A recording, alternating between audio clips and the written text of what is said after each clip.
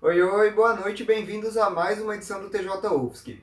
Hoje você confere o resultado do Atlas da Violência, a possibilidade de volta às aulas presenciais na UFSC e uma reportagem sobre a neve no Brasil.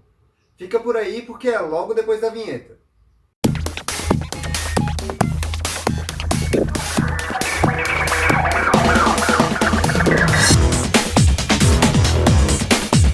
O Atlas da Violência é o estudo que mostra as informações sobre segurança pública e violência no Brasil.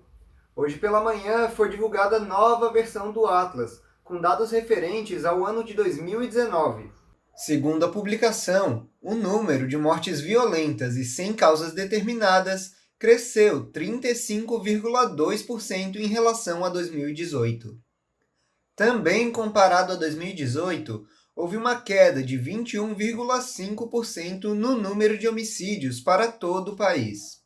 O número total ficou em 45.503.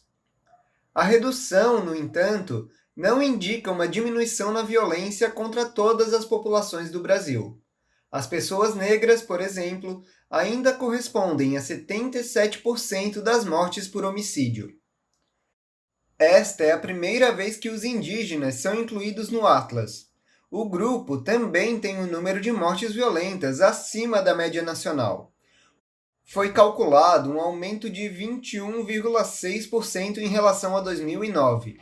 Proporcionalmente falando, Santa Catarina é o estado que mais mata populações nativas. São 24,3 mortes violentas de indígenas para cada 100 mil habitantes no estado. A média para o restante da população fica em 10,7 mortes a cada 100 mil pessoas. Vale lembrar que todos os dados se referem ao ano de 2019. A sessão de hoje da CPI da Covid aconteceu sem nenhum depoente. Isso porque Ivanildo Gomes da Silva conseguiu um habeas corpus através de uma decisão do STF. Ivanildo é motoboy e durante o período que corresponderia à sua sessão, foram apresentados fotos e vídeos que indicam que ele tenha feito ao menos 4 pagamentos em nome de Roberto Dias, o ex-diretor de logística da Secretaria da Saúde. Os valores variam de 6 a 13 mil reais. Durante a apresentação das provas, houve uma discussão.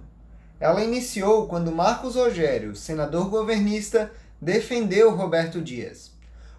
O senador Osmar Aziz, presidente da CPI, retrucou, e a partir daí o bate-boca se iniciou. Após o desentendimento, a sessão retomou seus trabalhos normalmente. Agora falando da UFSC. A instituição pode voltar com as aulas 100% presenciais em março de 2022, no início do primeiro semestre letivo do ano. Para que seja possível o retorno das aulas no local, serão necessários que se cumpram alguns requisitos, entre eles a redução no número de casos de internação por Covid-19 no estado e a vacinação da maior parte dos 50 mil alunos. O retorno presencial é parte da fase 3 do Plano Emergencial de Retomada, criado pela UFSC como forma de combate ao coronavírus. A fase 1 já está completa e indicou o retorno das aulas de forma exclusivamente remota. A segunda fase está prevista para iniciar em setembro e indica a volta presencial e semipresencial de atividades administrativas e algumas práticas laboratoriais. Aproveitando que o assunto é Covid, vamos aos dados atualizados da pandemia aqui em Santa Catarina. As informações são da Secretaria Estadual de Saúde. Desde o início da pandemia, foram registrados 1.156.369 casos confirmados. Do total, 1.126.196 estão recuperados e outros 11.470 são casos ativos. Foram registradas 18.703 mortes no estado. Até o momento, 65,64% da população catarinense já foi vacinada com a primeira dose. 30,1% receberam a segunda dose da vacina. Olha, falta pouco menos de um mês para o final do inverno, e com temperaturas mínimas que quebraram recordes, o de 2021 sem dúvidas vai entrar para a história. A nossa equipe preparou uma reportagem sobre o inverno e principalmente a neve no Brasil. O inverno de 2021 trouxe cenas como estas: a neve, fenômeno cada vez mais raro no Brasil. Mesmo assim, é bem comum encontrar pessoas contando que na infância viviam invernos com essa paisagem. Segundo registros do Centro de Memória do Oeste Catarinense e da Defesa Civil, nas décadas de 1940 e 1960, era normal as cidades da região registrarem temperaturas negativas. Por exemplo, em Chapecó, em 1965, foi registrada uma das maiores nevascas do Brasil. E para que a precipitação da neve aconteça, são necessários alguns fatores. A neve também vai ser produzida, né, se tiver frio, nesses momentos, né, e se tiver água no sistema, né, porque a água precisa ser congelada, e aí ela se precipita em forma de neve. E esses momentos, hoje, né, nos interglaciares, eles vão acontecer exatamente quando a gente tem a passagem de uma grande frente polar. Então, o que eu estou querendo dizer é assim, existe uma dinâmica natural, que ela é recorrente, então neve acontece em Santa Catarina historicamente, né. Não foi apenas nessa temporada de frio que Santa Catarina registrou neve. Segundo o Epagre-Cirã, o ano de 2013 foi o que mais nevou. 113 municípios registraram a ocorrência e outros 35 tiveram a presença de chuva congelada. Foi nesse ano que nevou no Morro do Cambirela, em Palhoça. Outro fator que contribui para a precipitação de neve é a latitude e a altitude. A latitude é um ângulo traçado a partir da linha do Equador. Dessa forma, regiões na América do Sul que apresentam latitudes de 30 graus sul podem registrar neve nos meses mais frios. Já a altitude está associada à altura, portanto, lugares entre 900 a 1.800 metros também têm a possibilidade de apresentar o fenômeno. Um exemplo é a cidade de Urupema, localizada a 1.425 metros de altitude. A neve está associada não só à questão da latitude, né, que a gente se encontra no sul do Brasil, mas também a altitude. Nas regiões do Uruguai, que está numa latitude bem mais abaixo que a gente, não neva, né? Exatamente. Por que não neva? Porque as altitudes no Uruguai vão a, 400 metros, as mais altas. O Uruguai é um país que tem as altitudes muito baixas, assim, né, em relação, se a gente for comparar mesmo o estado de Santa Catarina, a gente vai ter 1.828 metros de altitude. No entanto, é cada vez mais difícil ver neve no país. O problema é que a umidade necessária para que a precipitação ocorra não está retornando à atmosfera devido à ação humana. Além do aquecimento global, que afeta todo o planeta, existem também causas regionais. Por mais que essa complexidade física seja muito importante, a gente não pode esquecer também que o estado de Santa Catarina, junto no contexto da região sul, também foi muito alterado nos últimos 50 anos.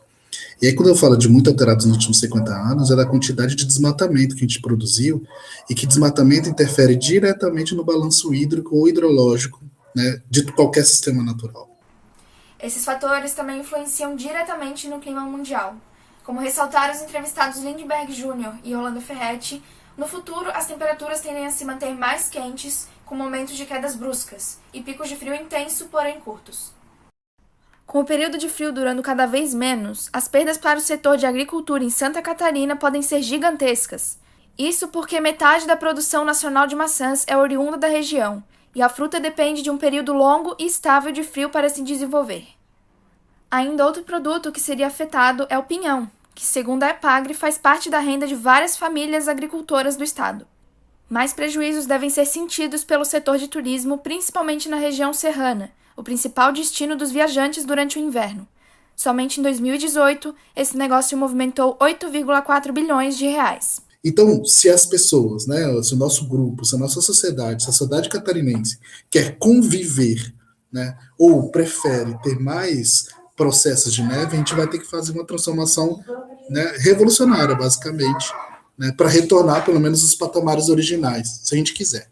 E aí a gente pode, de fato, né, entender que os nossos antigos, eles falam de fato a verdade. Na década de 80, né, com essa temperatura, já nevava. Hoje não neva, porque não tem água na atmosfera, não tem árvore, né, para fazer o processo de evapotranspiração e transferir essa água que está no solo para a atmosfera e aí precipitar em forma de neve. E agora, mudando de assunto, vamos à nossa resenha paralímpica de hoje. Quem te traz as informações é a repórter Giovana Goin.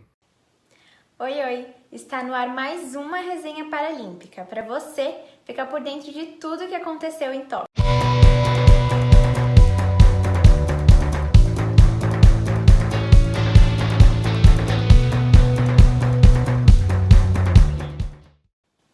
No 7º dia de competição, o Brasil conquistou a 100ª medalha de ouro na história das Paralimpíadas.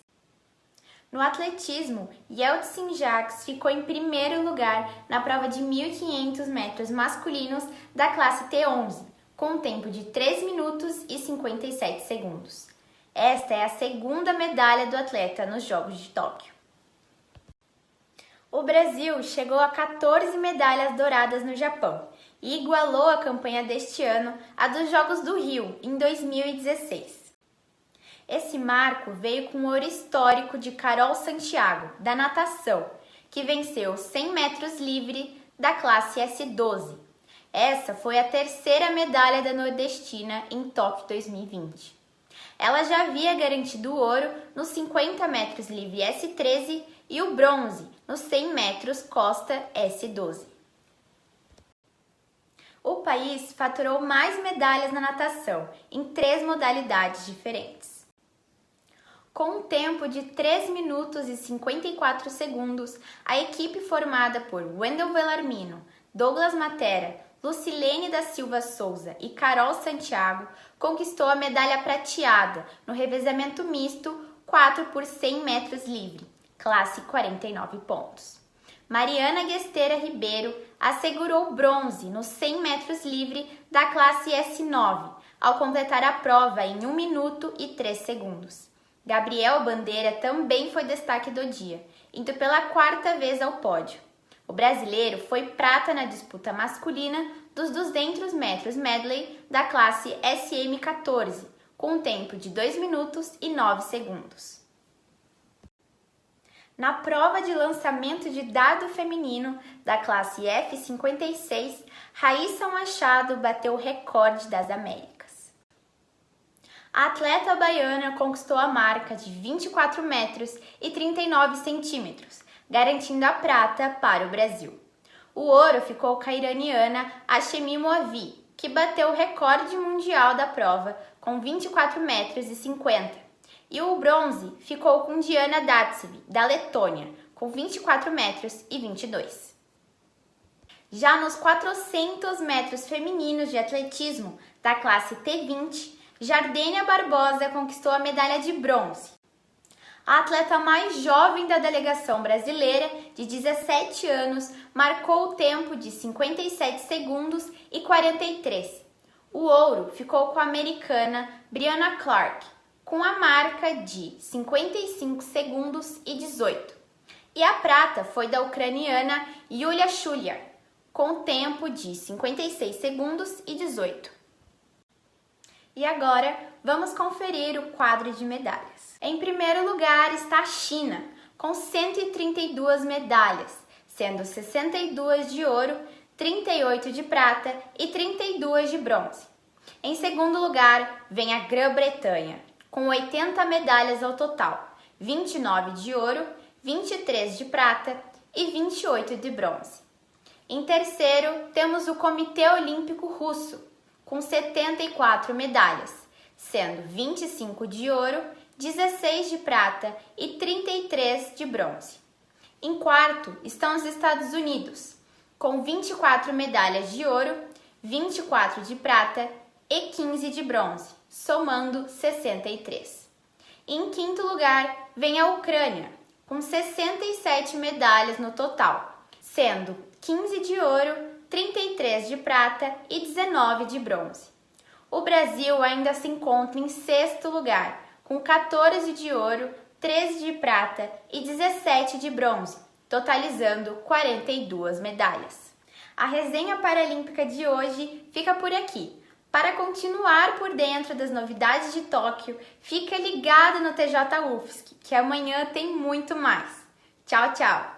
Obrigado, Giovana! E se você gosta das Paralimpíadas e ainda não conhece nosso Instagram, dá uma passada lá no @TJUFSC. A nossa equipe está preparando uma cobertura super especial do evento. E o TJ de hoje vai ficando por aqui. Obrigado por acompanhar e amanhã a gente volta com mais informações quentinhas para você. Até mais!